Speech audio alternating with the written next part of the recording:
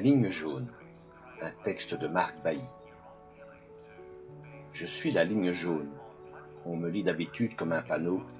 Reste derrière. Mais aujourd'hui, regarde bien. Je t'invite. Devant, les rails filent tout droit vers un point qui n'existe que pour les rêveurs et les horloges. Au-dessus, les caténaires tissent une portée de musique.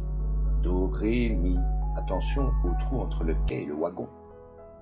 Les fils rouges barrent le ciel comme si quelqu'un avait souligné l'orage pour être sûr qu'on l'ait bien vu. À droite, Bruxelles empile ses immeubles comme des boîtes de pralines. À gauche, un train bâille encore. 2 bien marqués sur la joue, prêt à raconter sa journée en 2e classe. La lumière fait sa belge, capricieuse mais généreuse quand elle décide. Elle m'a doré le dos, a posé une ombre de lampadaire pile au milieu, un métronome qui compte les minutes avant la drache. Tu t'es placé là, au centre, funambule sage, les pieds du regard pile sur moi. J'ai senti ton hésitation. Partir ou rester? Et j'ai souri. Si, une ligne peut sourire. Ça se voit aux angles. Je connais tous les choix de ce quai. Le départ enthousiaste qui loupe le train, parce qu'on a voulu faire une photo. Le retour tête basse qui se redresse au parfum de gaufre. Le « je vais à Paris » qui finit à Saint-Gilles parce qu'il pleut et qu'un café a levé la main. Et puis il y a toi, qui ne prend rien, mais qui prend tout. La lumière avant l'orage, l'architecture qui se tient droite, l'air qui gonfle ses joues, prêt à souffler sur la ville comme une bougie. Je suis la frontière entre prudence et élan. Les enfants m'écoutent, les amoureux me traversent, les pigeons m'ignorent. Parfois je rêve qu'un jour on écrira dessus « Ici commence votre voyage ».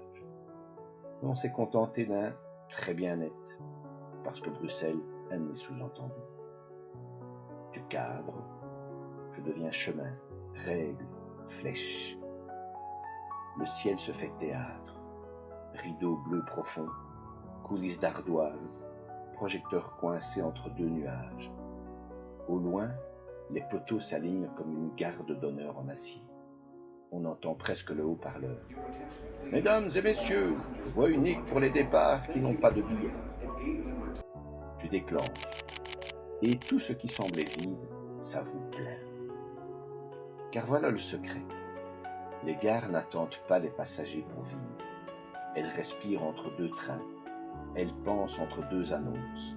Elles rêvent au prochain prénom inscrit sur une valise. Et moi, la ligne jaune, je sais que les meilleures histoires commencent une seconde avant l'arrivée, quand le vent se lève et que personne ne me parle. Alors je te dis, continue, marche sur moi avec les yeux, pas avec les pieds, je reste tatillonne. Suis mon fil jusqu'au point minuscule où la ville s'ouvre comme un livre.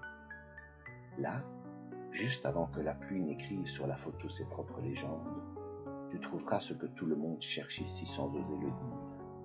Un départ qui ressemble à un retour.